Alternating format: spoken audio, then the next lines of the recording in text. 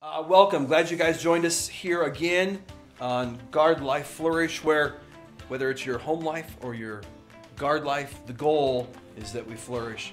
Today we have an awesome guest with us today. We have Cassandra Kolvet. She is the State Family Programs Director, but she brings so much richness and so much experience to this whole concept of Purple Resolve. I have been excited for a while now to interview her. So, Cassandra, thank you for being here. Thank you for inviting me. Now, one thing that I want to set this up so everybody understands this question, and I promise there will be a question, but I have to set it up first, so give me a second. Like I said there earlier, you are the State Family Programs Director. So in the word itself, family, that's exciting. I want hold on to that so we can understand. So family is in that description. Secondly, you have served in the military for 20 years. That's awesome. Congratulations. That's a huge feat. But interestingly enough, you served some time in California, in the California National Guard. You served some time in the Nevada National Guard. Have you ever been deployed? I have not, but my original duty station was with Big Army, and I was actually stationed in Würzburg, Würzburg, Germany. Okay, so not only has you just been in the Guard, but you've been in the active duty, been on the other side of the world. That brings more experience. You're a wife of a Guardsman, so you're married to a Guardsman. So not only do you work for the families of the Guard, you also have a husband who's in the Guard as well. So that brings another dynamic and experience to it. And last, but definitely not least, you have children. So you're a mom.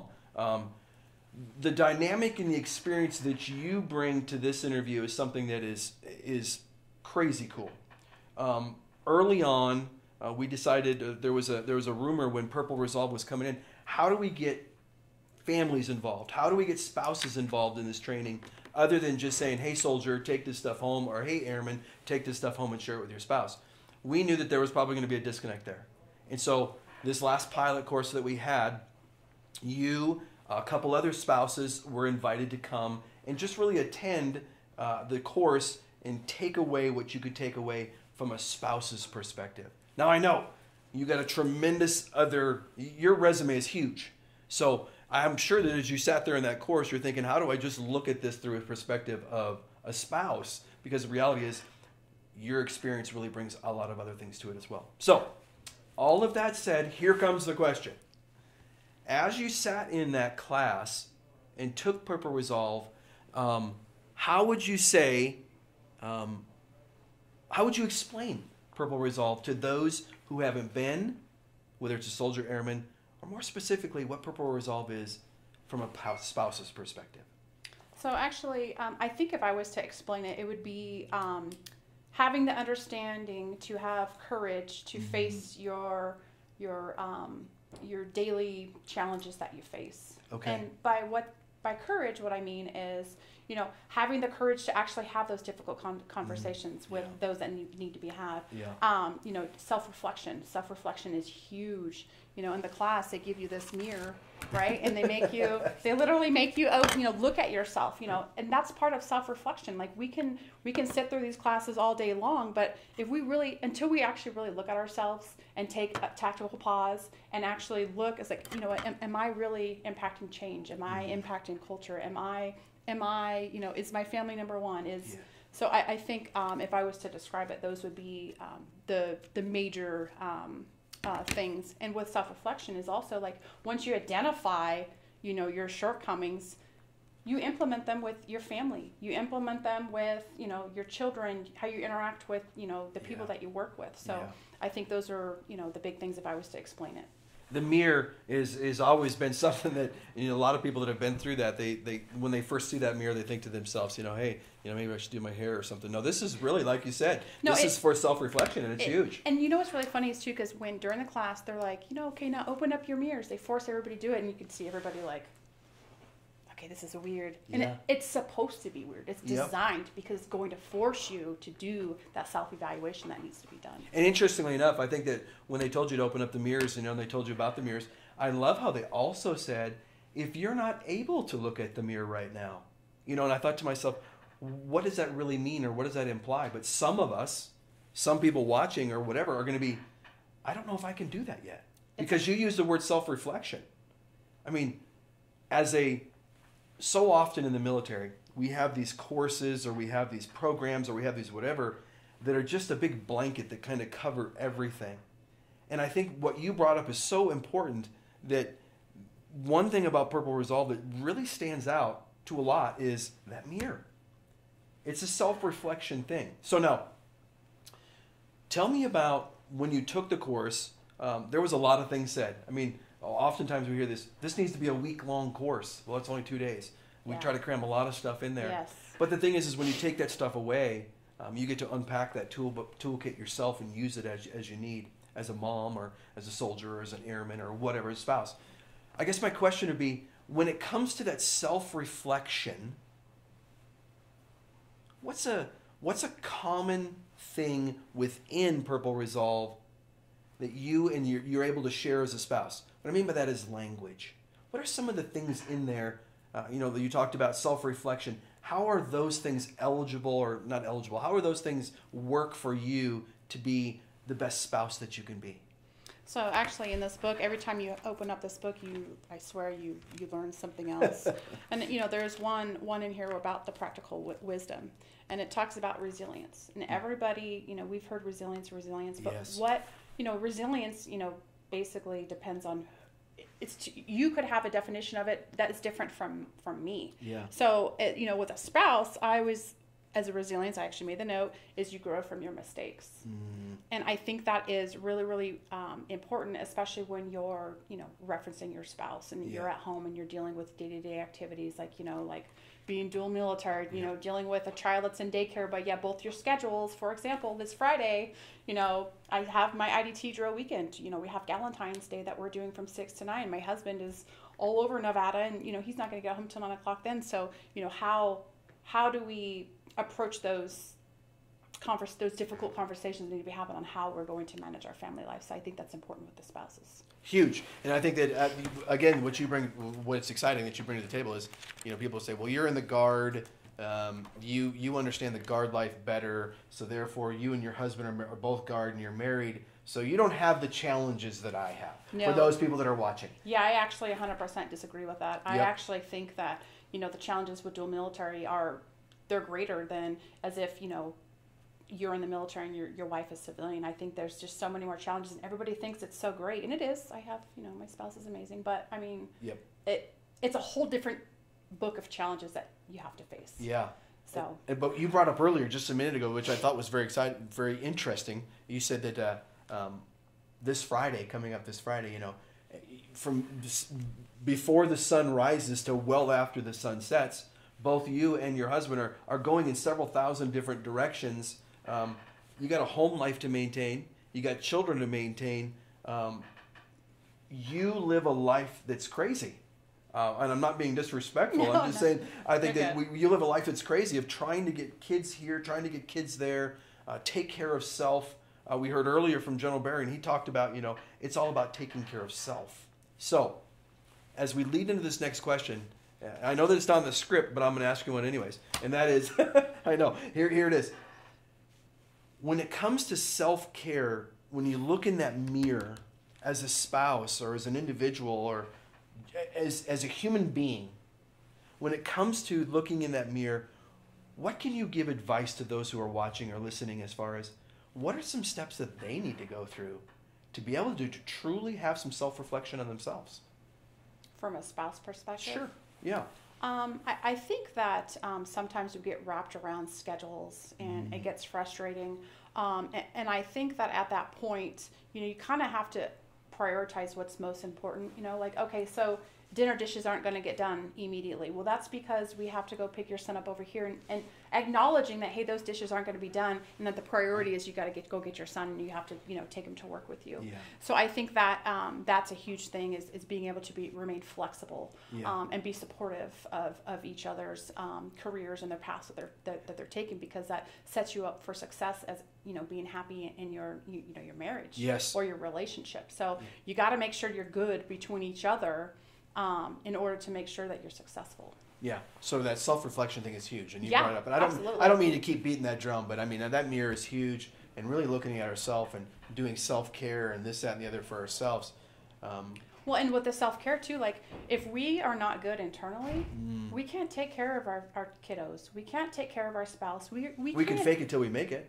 Yeah, that's definitely something you can do. But I mean, people are going to observe that and they're going to be able to see right through that. And we're going to break eventually. I just throw that in there. I mean, if we're faking it till we make it, we're going to break eventually. And I think that Purple Resolve, and disagree with me if you want to, but Purple Resolve really helps us to identify and be able to draw tools out of that toolbox, whatever the tools are, because no matter, I would have to say that you probably agree here too. When you went to Purple Resolve, there's so much stuff. There is. There's so much stuff, and you have to just kind of, you had mentioned it to me before we even started recording, and that was, what do I take away from it? And there was 3 things that you took away from it. And you also said that they needed to be open. When you come to this class, don't come in, let's be honest. You've been in the military longer than I have, but sometimes we go to class, not all the time, but sometimes we go to class and we think, when is lunch break? When are we truly going to get out of here? When can I get my 1059 and be done with this? But when you came to this class, what would be some ideas or some suggestions that you could give to maybe a spouse who wants to sign up, or a soldier or an airman that wants to sign up for this class?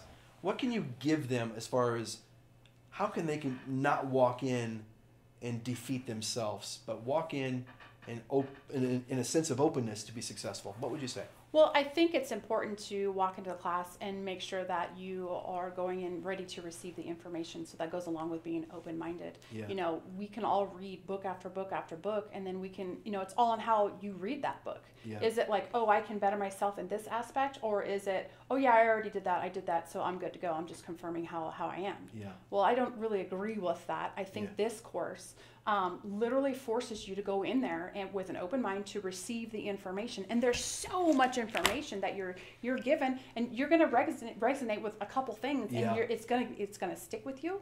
And so I think open-mindedness is one of the most important things that I took out of the course. Good, yeah, it's good stuff. And I think that here's something I'm going off script, and I apologize, but you were in California National Guard, Nevada National Guard. You did some active duty time. You've seen leadership styles across the board. You've seen probably 3 times as many as anybody here. My question to you be this: coming to Nevada National Guard and seeing how Purple Resolve has slowly developed, and now it's turned into this wildfire. You've had the opportunity to go to it. What's different about it as you look at all the other things that have taken place in your military career or your professional career? Well, I think what's pretty important is your circle of influence. I think that, there's only so much that we can control, and often we are focusing on, pointing the blame at someone else. Well, they did this and they did that, I'm the victim. And I think that the more we focus on trying to influence our circle, eventually, if everybody got on board with that concept, then those the circle of influences would literally overlap. And guess what we've done? We've created a positive atmosphere. We've created people where they actually want to come to work, and they actually want to do better, and they want to do the 110%, even at home. Yes. So I think the circle of influence is very important. I love the circle of influence, especially in the class when we talked about it. It's something that is near and dear to my heart. And I'm just going to ask you to elaborate on that a little tiny bit. When it comes to circle of influence, we hear that term, and we look at, for the most part, we look at that as my circle of influence is this massive macro type thing. All the people, as a commander, I think to myself, I have influence on all of them. I would challenge that to say it's more control than you have influence. But when it comes to circle of influence, it's small. As a mom or as a wife bring it down to the micro. What do you mean by circle of influence, and how does that really apply? So I'll use the example of my children. Yep. So I have a 10-year-old daughter and I have a 3-year-old son.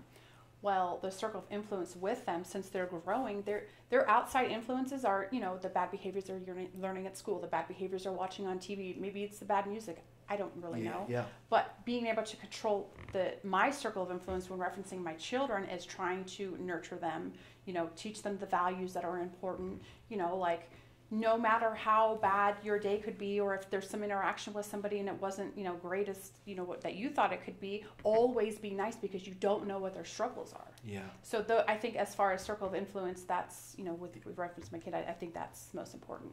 Totally. And I love how the circle of influence works, because I think for the most of us, we think of this macro thing, but really it's a micro thing. And when we get focused on that and we actually understand that, and we come to that understanding in our hearts and our minds that this is, my circle of influence is these 3 people, or these 4 people, or 5 people, whatever it is.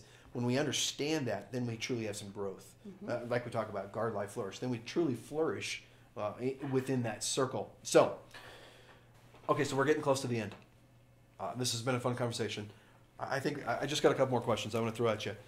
For the spouse that's out there that is watching this, that is frustrated with the military. The husband has missed birthday parties, play rehearsals, date night, been away for ATs, this, that, and the other. They really have a bad taste in their mouth for the military, because they're taking away their loved one. That individual is listening today and saying, why should I even think about going to Purple Resolve?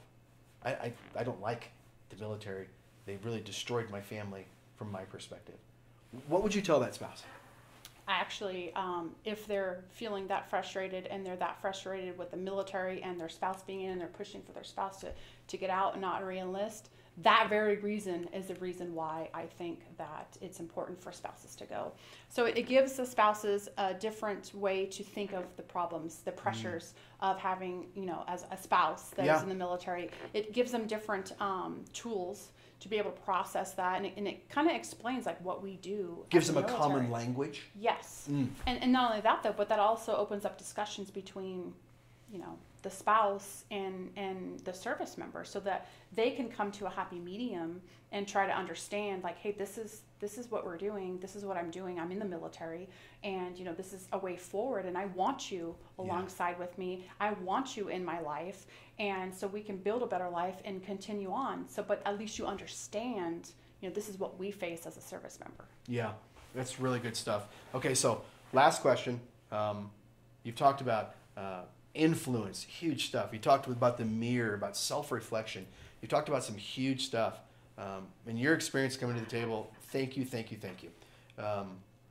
If you had to narrow it down to one word, you don't have to just use one word. You can use a sentence, multiple sentences. But if you had to narrow it down to one thing that you would want those who are listening today hear from your perspective, and as it regards to in regards to Purple Resolve, what's something that you would want to tell them in parting?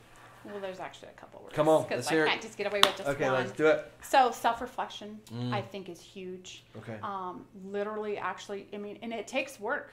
It's humility. This is work. Yes. And you have to want to make the change. You have to acknowledge your weaknesses, and everybody has them. Yeah. So I think that's huge, and I think that a big word is hope. Ooh. It gives you hope that, you have resources and you have people that you can turn to help you get through, your difficult situation. You're, dealing at home with spouse and feeling overwhelmed because you're literally, doing everything while your spouse is constantly away at training. Yeah. So I think those are 2 important things. Okay, I told you one more question, but I lied. I'm asking you another one. Okay, so State Family Programs Director. Yes. How does Purple Resolve make you a better leader in that aspect? Well, that's actually a great question. Now that I have taken over, I think it's important to, my staff is going through it. Okay. I'm actually going to go through it with them again, because I feel like the first time I went with the perspective as a spouse. Yes. And now that I can go again with them, I can basically have a perspective from their window, really. Yeah. And so I'm looking forward to going and doing that. But with me, I think it's important that all of this is a healthy, health of making you healthy and mentally, physically, socially, all that stuff. So with my position, like, basically we are in charge of taking care of families, we're taking care of children, we're taking care of the force, right? Yes. So where does that start? Is it the best influence is going to be that we are literally, reaching out saying, hey, this is what your resources are? Or is it going to be internally? We need to focus internally and make sure that we're healthy. Because if we're not healthy, then how can we help others. And so that's really, I'm very passionate about that. So I'm working with the staff and, and even with me doing some, self-reflection on, hey, maybe I should approach it that way. This is more healthier or, so I think as far as that goes, that's so important. And Purple Resolve gives you those tools. Absolutely does. You don't have to invent them yourself. No. You don't have to sit in a closet and meditate for hours upon hours. I mean, if you do, go ahead. But I mean, you don't have to sit there for hours and hours and think, why is this something coming to me? Yeah. This is a toolbox that each and every one of us could use each and every day. You said something interesting, not asking you no more questions. You said something interesting. You said, I'm going to go through it with my staff again. Mm-hmm. I know somebody that's been through it 4 times. And they said each and every time they went through it, they grabbed something different that they could apply to their life. So this is a living thing. This changes people from the inside out. Well, it is. It's exciting. And, I carry this book around. Yep. It's everywhere. And I'm telling you, every single time I open it, I have a different perspective on how to approach something, how I want to be better or how I'm trying to change anything, really. So I think this is a very important tool. And I think also going through with staff, it also, we're learning together and we're formulating those plans in here to move forward as healthier individuals. And going through it with our spouse. There you go. Huge. Huge. So glad you came today. Thank you. I'm glad that you came, and I know that you add such a dynamic to this, and you're such a testimony to how Purple Resolve can really challenge us. And I just can't thank you enough for being here today. Thank you very much. From all of us here at Guard Life Guard Life Flourish, thank you for being here. And if you liked what you saw, please like us. Subscribe. Please leave a question down below or a comment for a future show or something that we may be able to answer. But thank you for being here, and we'll see you next time.